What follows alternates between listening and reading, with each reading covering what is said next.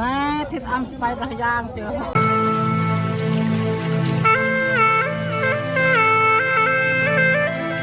ทำไมไอ้นั่นถึงยากล่ะนี่จะมาทาบุญเนาะพี่น้องเนาะ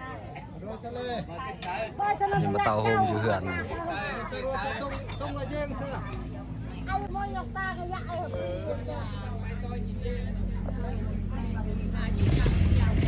มองแม่อำไปไม่เด้อลงมวยบ้างไปยก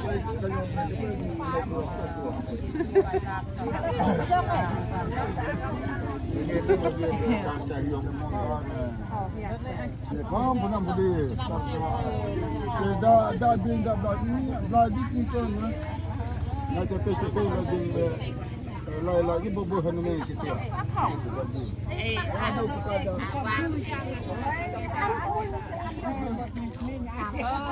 แล้วมาโปรยจะเทวไอ้ยี่จงรักแม่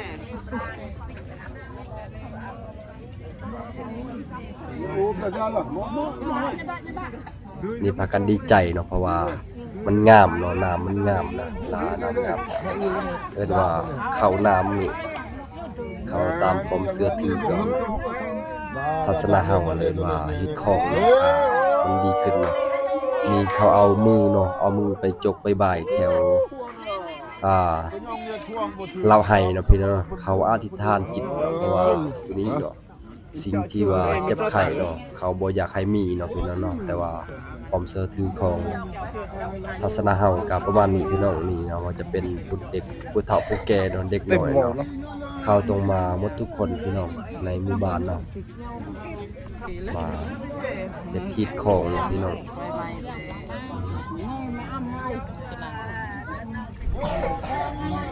น่าทิศอันไประยางเจอเขาก็เพลยางมาเจอทิศเหนียนเต่าซาเจอร้อยลายมาเจอซีนูนตะเกียงก้อนนี้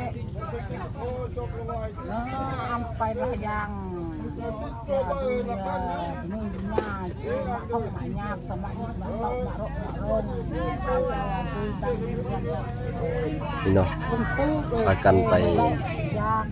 เอามือไปแจะไปหยังเนาะพี่น้องเนาะจะรอจะเบอร์สกีปรับจากกินแล้วนะนี่เนาะสิพาทุกคนไปเบิ่งอีกฮีตหนึ่งนะพี่น้องว่าฮีตตัวนี้เนาะทางบ้านเฮาเนี่ยบุญปีใหม่เนาะบ่แม่นบุญปีใหม่พี่น้องขอโทษเนาะเป็นบุญกินข้าวใหม่นั่นเองพี่น้องเขาจะเอาควายเนาะเอาควายมาผูกไว้นะพี่น้องเขาบ่ได้เอาปืนเอาอย่างมันยิงเนาะมันฆ่าเนาะ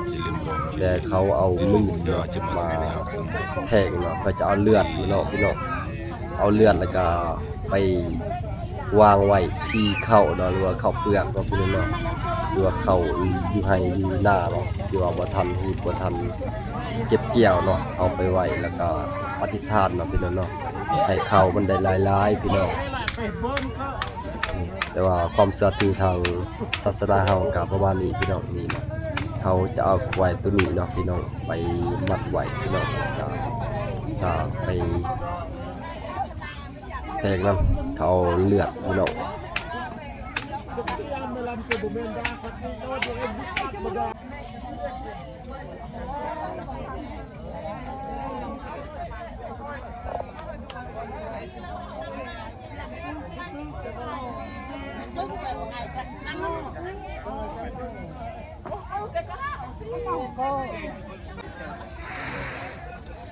นี่จะเป็นว่าแบบเอาเป่าเนาะเป่าใส่มีดตัวปักใส่ตัวควายนะพี่น้องเนาะและเฮาอธิษฐานจิตเนาะเพราะว่าบ่อยากกินที่ว่าเจ็บไข้เนาะได้ป่วยเนาะที่ผ่านมาเนาะให้มันเศร้าเนาะดังไวทุกคนเนาะว่าจะเป็นผู้เฒ่าผู้แก่เด็กน้อยเนาะอายุสามารถไปเป่าเนาะอธิษฐานได้เนาะพี่น้องนี่เขาเอาไปทบน้ำลายเนาะจะเป็นความเชื่อถือทางศาสนาเฮาพี่น้องมีความเห็นทางชนเผ่าอาหรับเขากับประมาณนี้พี่น้องทุกงานบุญเนาะงานบุญกินข้าวใหม่เนี่ยจะเป็นแบบนี้พี่น้อง ว่าจะมีผู้ใหญ่บ้านเนาะจะมาเฮ็ดแบบนี้เนาะแต่ความสักทีเนาะตั้งแต่สมัยผู้หารเนี่ยจะเป็นผู้ใหญ่บ้านเนาะพี่น้องก่อนเสร็จหยังเนาะหรือว่ายามบุญซะเฮ็ดข้าวเคียบเนาะแต่ว่าผู้ใหญ่ต้องเฮ็ดก่อนนะพี่น้องว่า เคย ผ่านเราก่อน เล เนาะ ยอ้าวโอ้เคยเป็นเจ้าภาพเนี่ย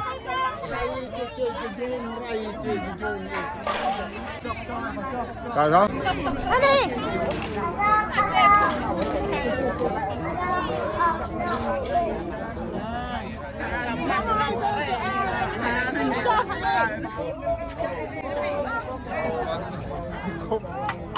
หลังจากนั้นเนาะเขาต้องเอาเลือดไปพี่น้อง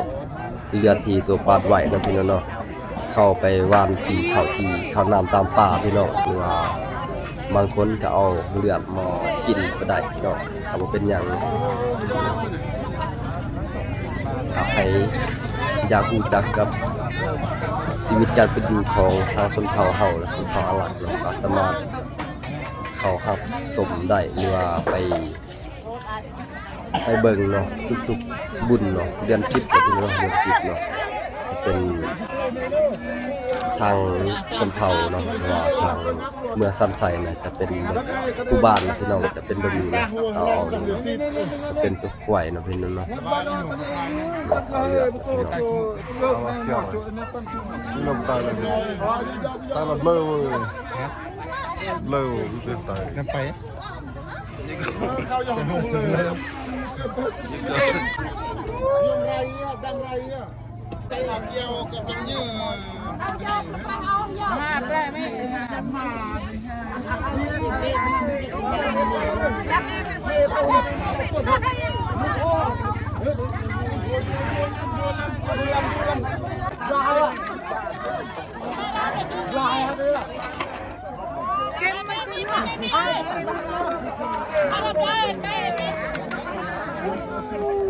Ayah boya. Boya. Sap. Lọt lại à. Lọt à.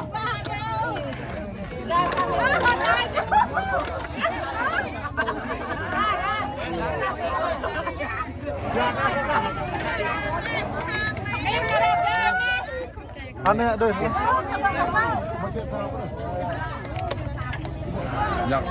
Nhạc lời. Bên này chuan. Bên này đi ra đây. Che đã đi mà. Bên này không ai. Ini kita. Oh.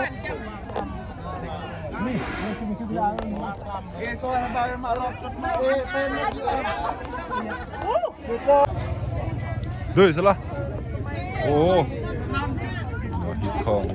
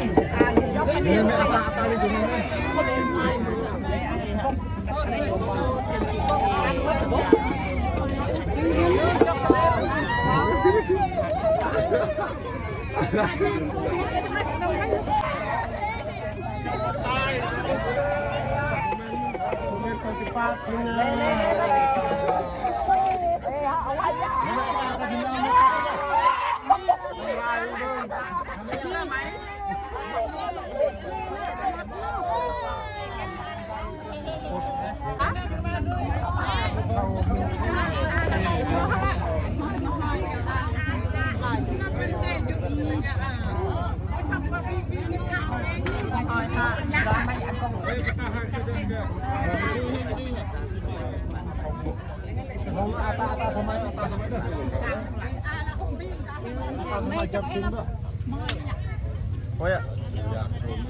Tolong lagi. Tolong lagi dah. Au. Sampai mija nilai ke saya lo. Acap ni.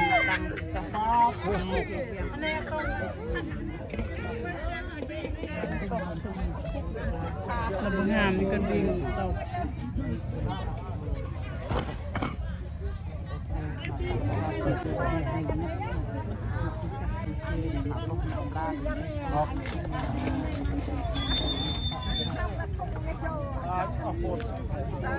Ini teh air. sama kau nyum kau ni cakap masar mak kau tu kan mak ni mak kau mak kau Rồi hả? tak mak sakit mak lagi pun